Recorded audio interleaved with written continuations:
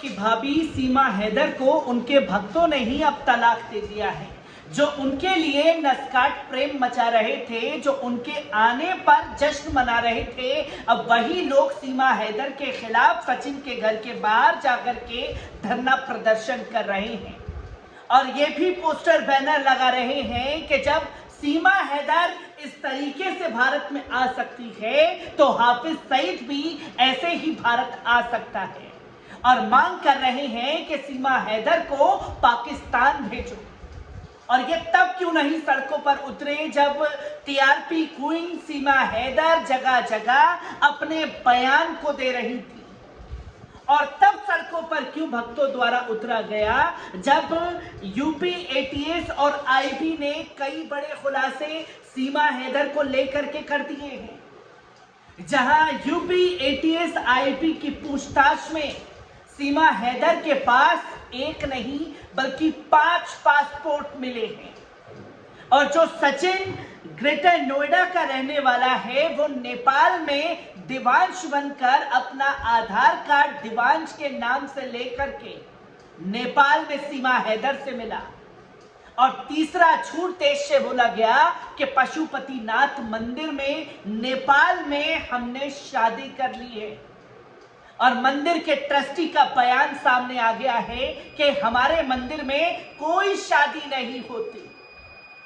आखिरकार ये झोल क्या है जिसकी तस्वीरें लगातार सामने आ रही हैं और हर एक तस्वीर ये बता रही है कि कितनी खतरनाक साजिश देश के खिलाफ ये सीमा हैदर रचने वाली थी और भक्तों का इसे पूरा सहयोग मिल रहा था।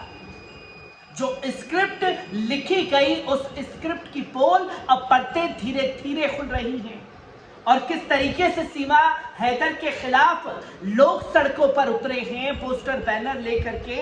इन तस्वीरों पर भी नजर डालना जरूरी है। आपको बता दें कि सीमा हैदर को लेकर संग्राम ग्रेटर नोएडा में हिंदू संगठनों के बवाल के खिलाफ गांव वाले उतरे हैं। आपको बता दें कि पाकिस्तान से बिना वीजा भारत आई सीमा हैदर को लेकर रोज नए नए खुलासे हो रहे हैं। कई संगठन सीमा हैदर के खिलाफ प्रदर्शन कर रहे हैं, पाकिस्तान भेजने की मांग कर रहे हैं। बुधवार को भी ग्रेटर नोएडा के रघुपुरा गांव में हिंदू संगठन के लोग पहुंचे और सचिन के घर के बाहर हंगामा किया। हिंदू संगठनों की मांग थी कि सीमा को पाकिस्तान भेज दिया जाए। वहीं स्थानीय लोगों ने हिंदू संगठनों का विरोध किया है। बुधवार को हिंदू संगठन से जुड़ी महिलाएं रघुपुरा पहुंची। महिला कार्यकर्ता के हाथ में बैनर पोस्टर लेकर सचिन के घर के बाहर सीमा पाकिस्तान वापस जाओ के नारे लगाने लगी। इतना ही नहीं, बैनर पोस्टर पर भी सीमा पाकिस्तान वापस जाओ लिखा था। इस बीच हंगामा कर रही हिंदू संगठन के विरोध में स्थानीय महिला इकट्ठा हो गए। स्थानीय महिलाओं ने हिंदू संगठन की महिलाओं से भिड़ गई। दोनों पक्ष आमने सामने आ गए। हालांकि बाद में स्थानीय लोगों के विरोध के चलते हिंदू संगठन की महिलाओं को वहां से भागना पड़ा। अब बता दें कि पाकिस्तान से आई सीमा हैदर को लेकर इंटेलिजेंस की जांच तेज कर दी है। मीडिया रिपोर्ट्स के मुताबिक इंटेलिजेंस की टीम नेपाल पहुंच गई है। टीम जिस होटल में सचिन और सीमा रुके थे वहां पूछताछ करेगी। साथ ही यूपी एटीएस भी सीमा हैदर से लगातार पूछताछ कर रही है और जैसे ही होटल पहुंची है यूपी एटीएस की टीम तो सचिन ने किस तरीके से देश से झूठ बोला उस झूठ का भी पर्दा उठ चुका है। जहां सचिन बन करके नेपाल में उस होटल में सीमा से नहीं मिला बल्कि अपना नाम शिवांश बताया और शिवांश के नाम का उसके पास वोटर आईडी भी मिला जिसकी तस्वीरें लोगों के सामने आई हैं। आपको बता दें कि इसको लेकर के लगातार शक की सुई सीमा हैदर और सचिन के ऊपर घूम रही है। पाकिस्तान से 4 बच्चों के साथ सरहद पार कर भारत आई सीमा हैदर की प्रेम कहानी सबकी जुबान पर है। 30 साल की सीमा कराची की तो उसका 22 साल का प्रेमी सचिन मीना ग्रेटर के नोएडा के रघुपुरा गांव का रहने वाला है। इस साल मार्च में सीमा और सचिन नेपाल के एक होटल में करीब हफ्ते भर के लिए रुके थे। न्यूज एजेंसी ANI से बातचीत में होटल मालिक ने बताया कि सचिन मीणा ने कमरा बुक कराते समय अपना नाम शिवांश बताया था। उन्होंने कहा था कि उसकी पत्नी अगले 2 दिन वहां आएगी। इसमें पेमेंट के लिए भारतीय रुपयों का इस्तेमाल किया गया था।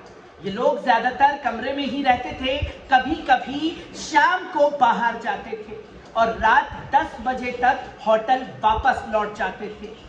दूसरा जो सबसे बड़ा खुलासा यूपी ATS के नेपाल पहुंचने पर हुआ।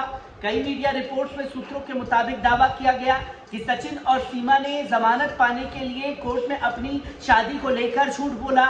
उन्होंने बताया था कि नेपाल के पशुपतिनाथ मंदिर में शादी कर ली थी।